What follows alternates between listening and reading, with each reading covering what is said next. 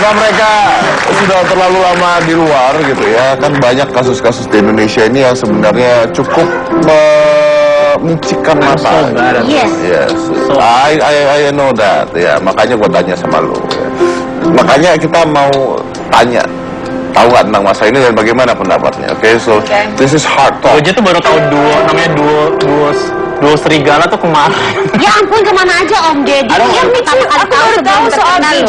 DJ Elo. DJ Yellow. Oh, DJ Yellow. Aku baru tahu dari malam. Nggak, kita nggak bahas tentang gosip itu lah. Not like that, but kita bahas tentang yang lebih bermutu. Nah, lebih berbobot dan lebih memprihatinkan mungkin ya. Ada dua. Ini ya terserah, boleh dipilih cinta mau yang mana, film mau yang mana. Ya, sure. Sorry. Cewek pilih duluan ya. Ini sih satu Cina atau aku? Iya, jadi ya itu apa adanya yang dari cinta ya. Oke, one by one. Oh, Cina dulu. Oke. Cinta dulu. Eksekusi mati. Yes. Tahu kan ceritanya? Masalah tentang Bali 9 dan sebagainya, sampai katanya dari Ambassador Australia sampai menarik ambasadornya karena eksekusi mati tetap dilaksanakan apapun yang terjadi. What do you think about that? Ya, jadi aku dengar kalau nggak salah ada 10 drug dealer ya yang bawa drugs ke Indonesia kalau nggak salah. Oke, 9. Ada 9. Terus 7 udah dibunuh, udah dieksekusi, 2 masih hidup karena Karena yang satu katanya di Filipina ada menjadi saksi. ya. Tapi gimana menurut aku? Pertama-tama, kalau aku sih personally setuju sama yang namanya death penalty. Setuju. Apalagi orang-orang ini setiap hari katanya ada 50 orang Indonesia gara-gara drugs ini yang meninggal. Kali aja 50 kali 30 hari atau 50 kali 365 hari 1 tahun, itu banyak banget orang yang meninggal gara-gara mereka. Yes, tapi mereka sudah dihukum ada yang sampai 16 tahun. Menurut aku nggak cukup. Actually, you know what? Menurut aku, I change my mind. Sekarang aku udah pikir, aku sebenarnya setuju sama yang namanya hukuman mati. Tapi kalau untuk orang-orang ini, harusnya mereka dipenjara seumur hidup aja, selamanya. Karena itu bakal lebih pantas buat mereka. Karena mereka udah ngambil hidup banyak orang-orang, dan kalau mereka dipenjara untuk selamanya, mereka nggak akan pernah benar-benar hidup. They're stuck there. Ya mereka nggak bisa hidup kayak kita. Mereka di penjara. They're isolated forever.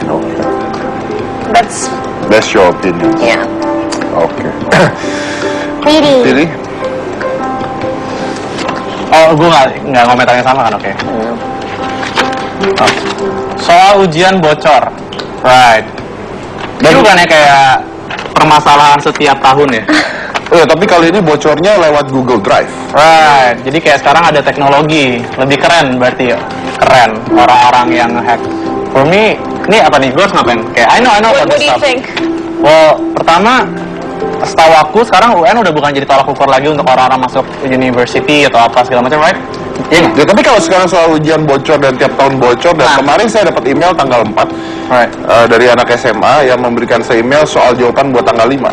Itu beneran ada. Oke. Dan tadi saya baru aja nge-tweet dan menginstagramkan, saya tanya ini benar apa enggak, karena saya mau konfirmasi.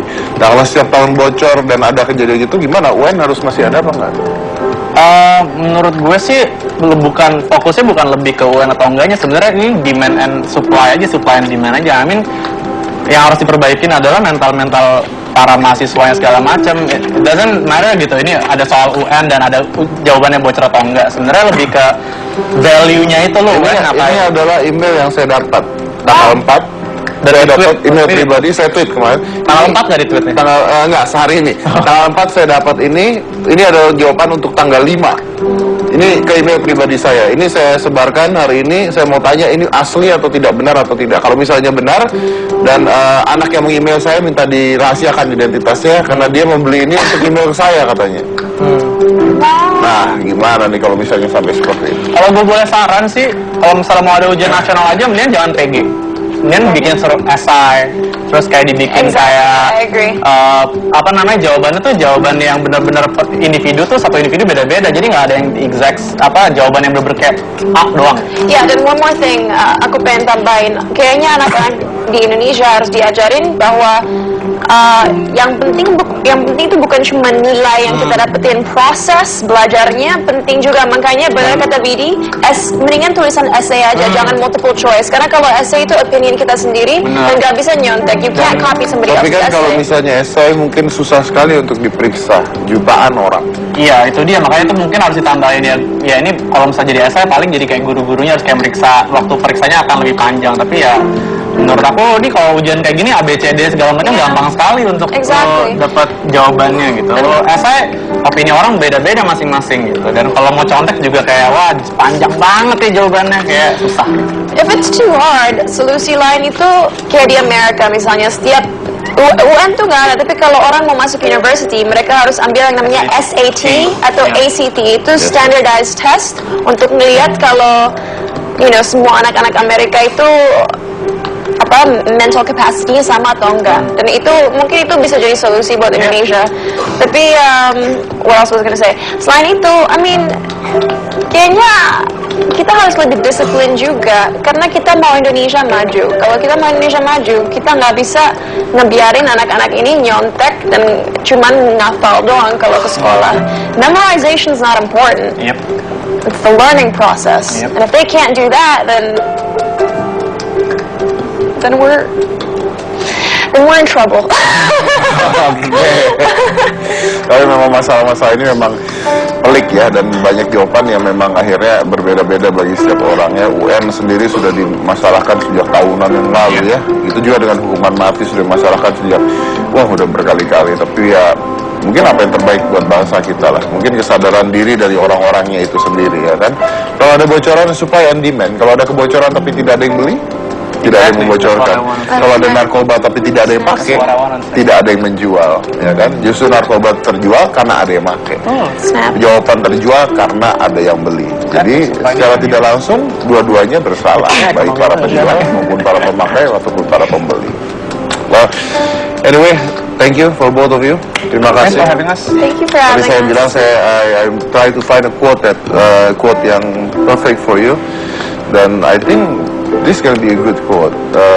Bahasa Indonesianya agak sulit, tapi bahasa Inggrisnya adalah to live is the rarest thing in the world because most people are just excess. That's Oscar Wilde. Untuk menjadi hidup itu adalah hal yang sangat amat jarang di dunia ini. Hidup itu jarang, hidup itu sulit untuk di dunia ini. Langka. Kenapa? Karena kebanyakan manusia itu cuma ada doang. Ya ada aja, tapi tidak pernah benar-benar hidup. Saya Deddy Corbuzier, kita inilah hitam putih. Widih.